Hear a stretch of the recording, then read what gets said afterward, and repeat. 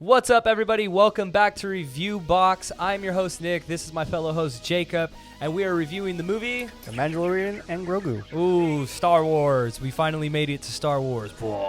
Yeah, the one of many. Yeah, Stay the one tuned. of many. Yeah, just to kick off, brief summary, Mando.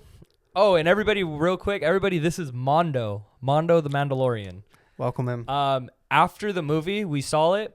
We walked out, and he was just kicking it on the bench. So we had adopted him, and now he's here for this review box. Poor guy was abandoned, but we gave him a home. Yeah, we gave him a home. We're just like that. And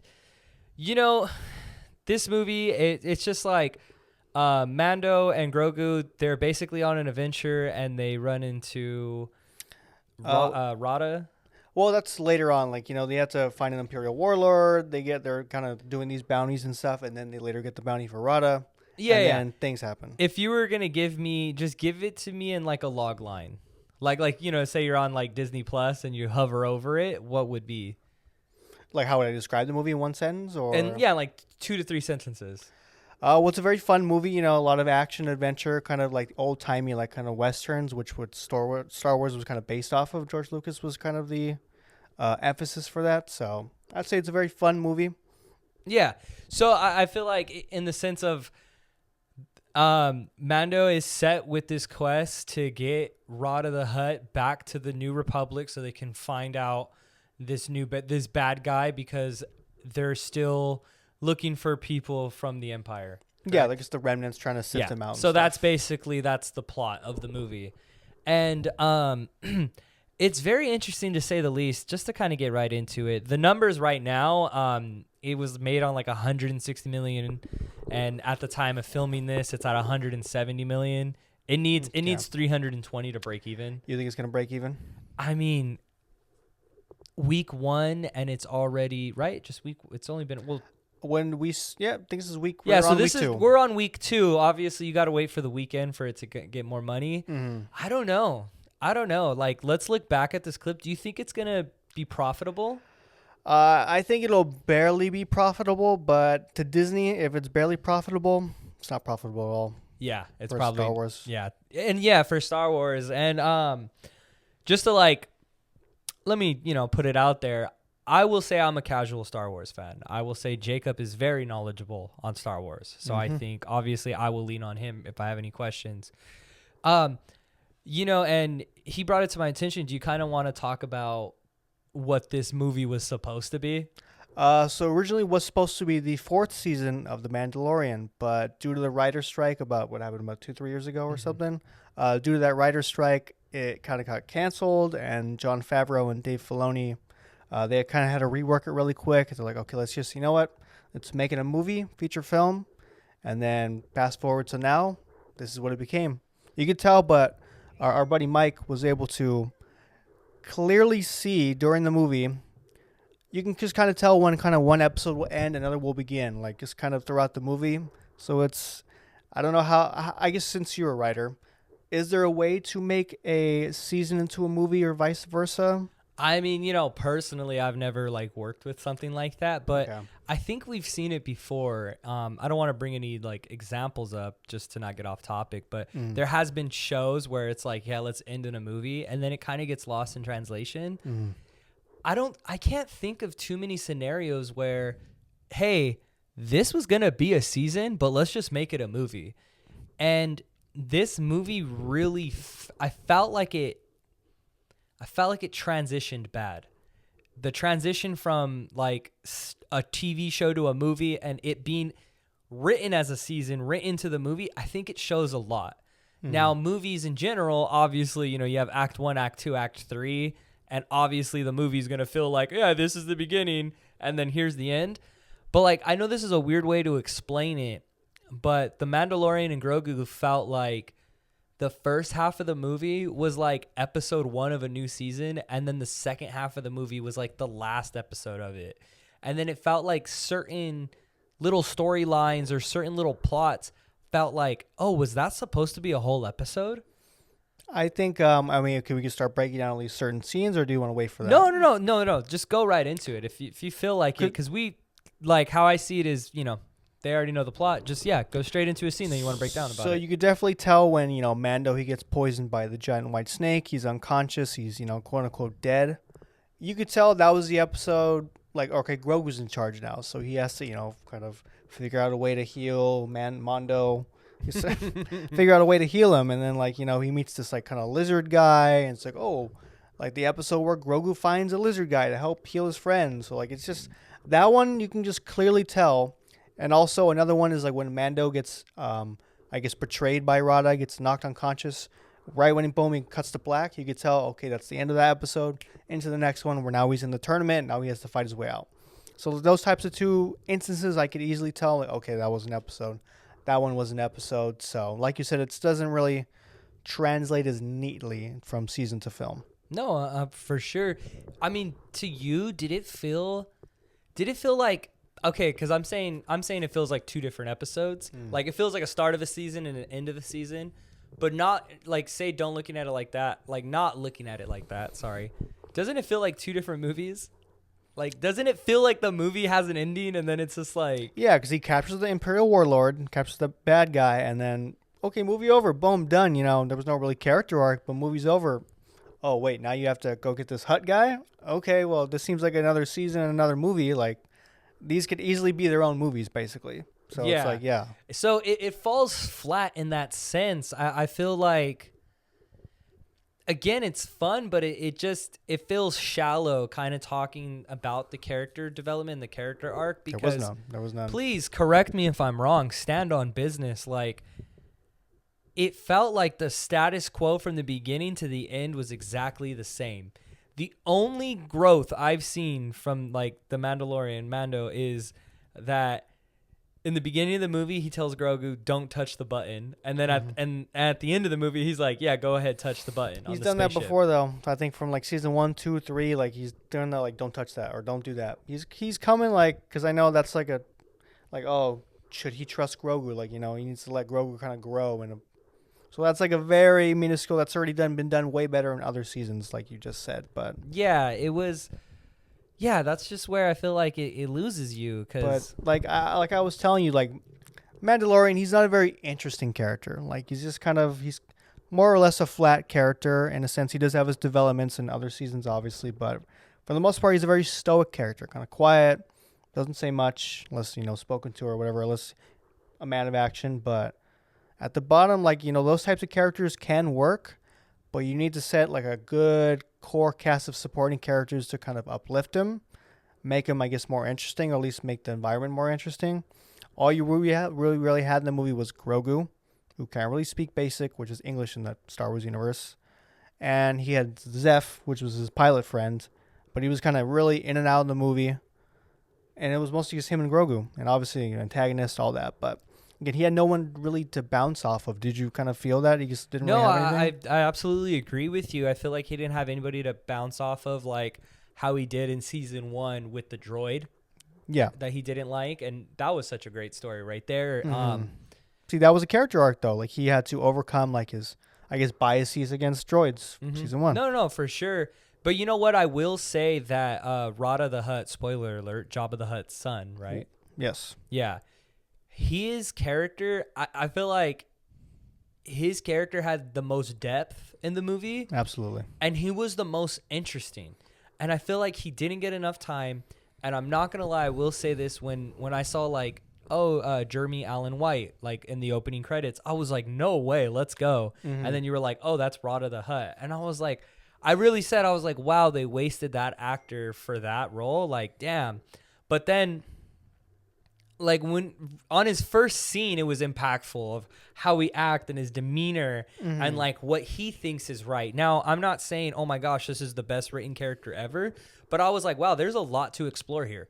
Like, we could have a fun, good time. Like, I was like, okay, I'm interested in this character. And there wasn't enough of him because in the second half of the movie, they're like, yeah, we zapped him and he's over here. You got to save him. And I was just like, out of the movie. So I was going to say, did you feel like it was a good exploration of that character? Because I'll say, like, they kind of just threw everything. They kind of explained his character within that first scene. Like, I want to get out of my father's shadow. I don't want to be like him, which is okay. But like, I just feel like there was a lot of tell instead of show. That is true. And I feel like to defend that, to be honest, his character arc, like, yes, it was the most interesting, but it was really fast. Yeah. Because we see him there. We see the next scene. I keep almost calling him Mondo. But we see Mando. He's trying to explain to him again. And then Rada calls the guards. And then we see the third time we see him. I think that's the show rather than tell, because he sees that the people, his whole thing is that he wants to feel loved and, you know, not be compared to his father. And he thinks that he has this love with the audience members about being a gladiator. But when things get turned against him and he's the one that's going to get killed, he sees that that's fake love. Like, they don't really love him like that. That is true. That's when we see it in his face. You know, he's not obviously sitting there saying, oh, wow, now I see that you guys don't care about me. It was literally showing. And again, it's like that was the most depth we've seen in a character in the movie, right? Like, don't you like, or am I tripping? I mean, again, there's not many characters to choose from. So, yeah, he's really the most character with, like, the most amount of depth, character building, character arc. There's no one really else I could think of. The Imperial Warlord, of course, not. Sigourney Weaver's character, not a very big part of the movie, but she's barely in it for, like, what, 3-4 scenes, probably? No, yeah, she's literally in the beginning and the end. Yeah, so, like, and I don't know, like, now, as a casual Star Wars fan, I had a good time. It was adventurous for sure. The movie was like, oh, like, what are they going to do? Like, it felt a little episodic, and obviously the pre-production and everything behind the scenes, you can kind of tell. But it was still fun. It was like, it was a fun time, a good movie. I want to give its flowers. I thought the action scenes, like the close combat and like the way Mando was fighting, I thought that was badass. Well, absolutely. I'm not going to lie. I was like impressed. I was like, whoa, this is cool. Like the way he was getting down in the cold open and then just throughout the movie. And like, do you feel like his combat and this fighting style, I guess, was a little more brutal than the TV show? Or do you think they kind of line up the same? Why do you say that? Like, because I know he burns people alive in the, like, his first scene. So, like, but that's kind of par for the course. Like, he uses his iconic line, I can bring you in cold or I can bring you in hot or warm. So it's like, yeah. So like, he's still pretty, I feel like he's just the same, which is crazy because he has a kid he's dragging around with him. You think he'd be a little less brutal, but I mean, I'm still down for it. But it kind of makes me think, like, who is this movie for? Is this movie for kids? Is this movie for adults? Like, because it's a little too, I guess, brutal to say, like, for like tiny little kids. You know, did we have any kids in our screening? Do you remember? I'm not too no, yeah, we did. Yeah, because we watched it on Thursday. So yeah, there was like a mixture of kids, adults, teenagers. But it was pretty, like, brutal for, like, I guess, again, you're burning people alive. No, it was. Like, that's what I'm saying. Like, I'm trying to think like this. They brought it to theaters. It's a theater movie now. It's no longer a TV show. And if you don't know the difference, I don't know what to tell you. So did you feel like the movie took more risks? Because, like, did you feel like The Mandalorian and Grogu took more risks now that it's a movie rather than a TV show? Or do you think it was kind of the same? I think it's just more of the same. I didn't really feel any risks being taken. I mean, if you would have maybe focused more on Rada the Hutt, could have been more of an interesting, bold take on a... Because all we've ever seen of the Hutts, they're always evil. Always evil. The Hutt cartel, one of the most evil, about as evil as the Empire. So it could have been interesting to kind of explore that character. Could have taken more of a risk, but instead, no, they played it safe. You know, you just kind of obviously focus on the titular characters, Mando and Grogu, but it just felt like more of the same, which could lend into why I kind of was more or less kind of bored during the movie. I don't know if you felt the same. I mean, I felt the only thing that I felt bored about was I did question, like, where's this movie going? Yeah, I guess it felt aimless. And two, I was like, again, guys, it was as simple as, like, there just wasn't enough characters to grab onto. Like, there's another bounty hunter. What was his name? Embo, I believe. I believe he has, like, a couple dialogue, but he has zero. He feels like he would have been the main antagonist, but he gets, like, zero, like... Well, yeah, I guess that's... Not screen time. He doesn't get zero screen time, but he's, like, zero development whatsoever. Well, because he's a character of Dave Filoni created from the Star Wars The Clone Wars cartoon show, so if you if like Mandalorian is kind of your only entry into Star Wars, you're going to be a little bit lost with that because if you didn't watch the Star Wars Clone Wars show, you won't know who this character is. So, That's true. and Zeph too. Zeph is also from Star Wars Rebels and other cartoon shows. So if you don't know, you're not going to know who that is. I feel like in that case, like they should have just created a new bounty hunter because it's like, I don't know, because, you know, as a casual fan, I feel like he wasn't, I've seen him before. Like, I was like, okay, he looks familiar, but it's just like, I think that's another problem with Star Wars is that it's like, and the MCU, it's just like, you know, they have this weird thing where they're just like, and I bet it's difficult to figure out, how much of this character do we show to the audience to let them know who this character is, and how much do we not show because we have faith that the people who are going to come and watch it already know this character, and it would be redundant to kind of brush up again. Well, because with that, you have to, like, obviously, general audiences, like, say my dad, for instance. He's not a big comic guy. Like, you know, shout out Jacob's dad. Shout out, Dad. But it's like, he knows who Superman is. He knows who Batman is. He knows who Alfred is. Like, kind of very surface level-ish stuff.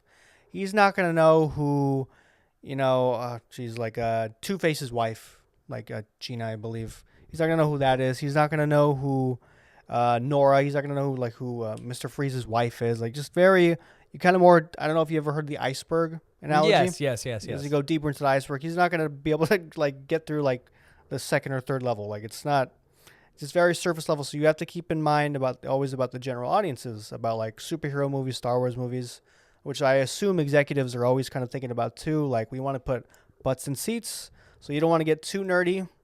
So I don't know. It's just always the kind of the tightrope you have to walk, I guess. No, I see that. And with that bounty hunter character, with that in mind, then he shouldn't have been in it then. They should have cut him out, and they should have either added a brand, because Rod of the Hutt is new, right? No, he's from this first Star Wars clone. I think for the first Clone Wars animated movie, he's just a baby. They show him like the hologram, like, oh, this is what he used to look like. Okay, but like in that show movie, or like there's nothing about him, like in the sense of like, you know, he's just Jabba the Hutt's son, yeah, and they had to go, like, Anakin so had we to just know he him. exists, but he doesn't have like a character arc. No, he's just a baby. So. Exactly. So I feel like, you know, with this movie, we're able to explore the character, and to have that bounty hunter character in there just to be like, oh, he captures Mando for the twins, like the evil twins, and it's just like, okay, but who is this guy? Like, well, I mean, like, let's look at Empire Strikes Back. Boba Fett. You didn't know much about him. Like, he was kind of in it for, like, he was just look cool. Like, remember that? Okay, yeah, that's true, but that was the first time we seen him. True. There's no, like, we didn't know him before this. You know what I mean? Like, he wasn't established until we saw him right there. Mm-hmm. This character has already been established, and he was just a nothing burger. For the most part, yeah. He's still a badass. Like, that's true. Like, yeah, that's cool. I get what you're saying. Like, there's not, again, like, you have to keep in mind, like Joe Blow's not gonna know who that is. So, like, he needed a bit more time to, like, I guess, establish himself a bit more. Is what you're saying? Yeah. What I'm saying is, like, you know, like, why are we putting, like, you know, like, why are we just like, is it like a nostalgia grab? Is it like oh, I know that character. Probably like member berries from South Park. You know what I Dave mean? Filoni like, wants to play with his. That's my issue with it. Yeah, I mean, Dave Filoni wants to play with his toys, so. Yeah, like Rod of the Hutt, I was like, okay, this character's cool. Like, and he's new in a sense. Like, obviously, you know, they showed him as a baby, but like, he has a character arc. Now, like, this bounty hunter character, like, the way he was in the movie didn't add anything to me. If he was even if he was a different character, I still would have been like, why is he in the movie? He has no, like, he's not serving a purpose rather than just like being an obstacle, but like kind of like, I don't want to say a meaningless obstacle, but it's just like, yeah, because I guess just random. He just kind of just pops out of nowhere, I guess. He just pops out of nowhere. I guess the two Hutt twins, they hire him because Mando's betrayed him because he didn't capture Rada and bring him to him. So yeah. So you just kind of see him in that one scene. He's just looking suspicious, and then cut to him kidnapping Mando. Now, it would have been so cool if they dug into that and say when he captured Mando, like, because Mando's a bounty hunter, right? He's a bounty hunter, right? They could have had a conversation on why did you not turn in Rod of the Hutt? True. Like that could have right there. That would have added more depth to his character too. Yeah, it would have added so much more. It would have added so much more. Like one scene could have been like, oh, okay, wow, like you see their two different perspectives. You see how they react. I guess the best kind of comparison. I know you've never really seen the Daredevil show, but Daredevil season 2, the Punisher and Daredevil, they have the iconic kind of back and forth about what it means to be a hero. So like stuff like that. It adds to the depth. It added to the depth of their characters. That could have added to the depth of Embo and Mando. So what it means to be a bounty hunter and stuff like that. No, exactly. And they could have really dug into it. I will say, like, a scene that I thought was awesome, and it's like when Grogu was gearing up to save Mando, and he like he has the like the Mandalorian necklace, and he like putting on his armor. I want to do a quick shout out of all the kind of practical effects of that, because that was obviously puppetry to kind of doing that, and then obviously the stop motion robots. I don't know if you noticed that; those are pretty cool. Like just a very practical, harkening back to George Lucas, the George Lucas era. So that was pretty cool. I don't know if you like that part. No, I love that part. I like the way Grogu was walking, all that stuff. Yeah. But I like when he was gearing up and getting ready, and then like it was like, because obviously he has the Force, so you would like identify like, oh, he's a Jedi, like, or like he's gonna be a Jedi. But like I see it as like, no, he's a Mandalorian, like he's in that culture because of Mando, like. I mean, I know you didn't see season 3, but that's kind of what happened, because you remember how season 2 Luke picked him up, and then come season 3, actually wait, it was the Book of Boba Fett. Actually, the Book of Boba Fett, they had those 2 little Mando episodes, and they kind of cut back to Luke, and then he was kind of training Grogu, and he could tell that kind of Grogu, he felt he was conflicted. So Luke gave him a choice. He's like, you can either take this lightsaber, which I think belonged to Yoda too, or you could take this Beskar, and you can return to your Mandalorian friends. And obviously, he chose to return to Mando, so he's a Mandalorian. He's got Force powers. Yeah, I thought that was awesome. And then shout out the little homies. Oh, the little I don't know what they're called, the aliens, but they were in The Rise of Skywalker. Like the little mechanic homies, dude. Yeah. Shout out them. They're just like, dude, Mando's team. I love that little like.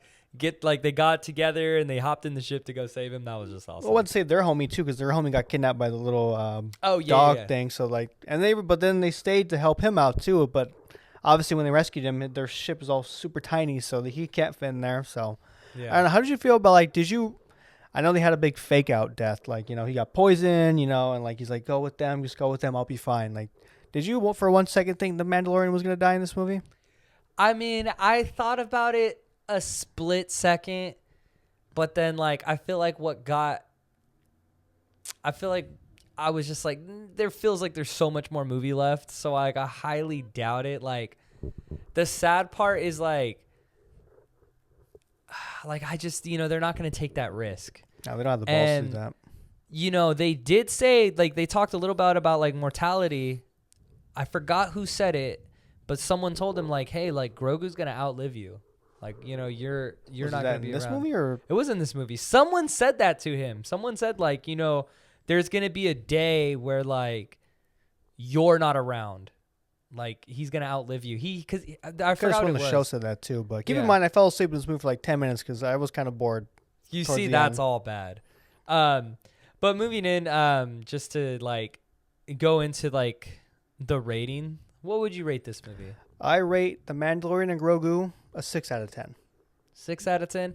I will give it, after some thought, I will give it a 6.5 out of 10. Just because I don't know. I thought it was fun. It was enjoyable. It's the safest. It drags a little bit. It's the safest thing you could say this movie. It's a fun movie. Yes. Like, it's a very fun movie. But it's like that doesn't really delve too deep into like, there's like, did you get a moral out of this movie? Like, is there a theme? It's like not. You could just say like, family or something to do with family. But I can't, like, I'm trying to decipher it in my head. I cannot think of a single theme. Yeah. About this movie. Me neither. So just moving into final thoughts. Do you have any final thoughts before we head out? I'm gonna say if I could sum up this movie in one word, it's disappointing. You know, I was very disappointed walking into this movie. I'm a huge Star Wars fan, have ever been since I was a kid. I went into this movie with very low expectations, and I still walked out disappointed. So that's, again, saying something. I fell asleep for like 10 minutes towards the end, which you never want to do in a movie. But it's like, I wanted more out of this movie. I really, really wanted this movie to be a hit because it's been like, I think, 7 years since the last Star Wars movie? Something. The Rise of Skywalker was the last one. And then this is what we get. It's like the sequel trilogies were hampered by just like miscommunication. There's no plan whatsoever. And then, you know, you're really hoping for a home run, and we get this, which was a big disappointment. So I'm really going to call on Disney and Lucasfilm. You really got to up your game because just like Marvel with Doomsday, your next movie, I guess, Starfighter, really needs to be a banger. And Ryan Gosling, we trust. I do trust him to do a banger performance, but the writing needs to carry, the directing needs to carry, everything needs to fire on all cylinders because Star Wars is in a bit of a pit. I will say it's not as reputable as it used to be. So I guess I really need this. Star Wars needs to amp up its game. And that's coming from a true fan, guys, straight up. So me, on the other hand, my final thoughts is I thought it was really weird in the movie that every time something exploded, Mando was just like, Raiders! Oh we didn't even get into that, too. I thought that was just the craziest thing, but hey, that's just me. Go ahead, watch the movie, have a good time. Let me ask you one question. Would you go watch it again? I would, yeah. I would. It's a fun movie. I kind of should probably because I fell asleep during the last part of it, but like I would watch it maybe on Disney Plus, but would you go to would you go see it again in the theater? I watch it with homies. I would not go by myself. I watch it with some homies. Would you be down to go see it again? Yeah, I will. All right, I'm down to go see it again. All right, this has been Review Box. Hope you guys enjoyed. Like, subscribe, all that fun stuff. We will see you next week. Until we meet again.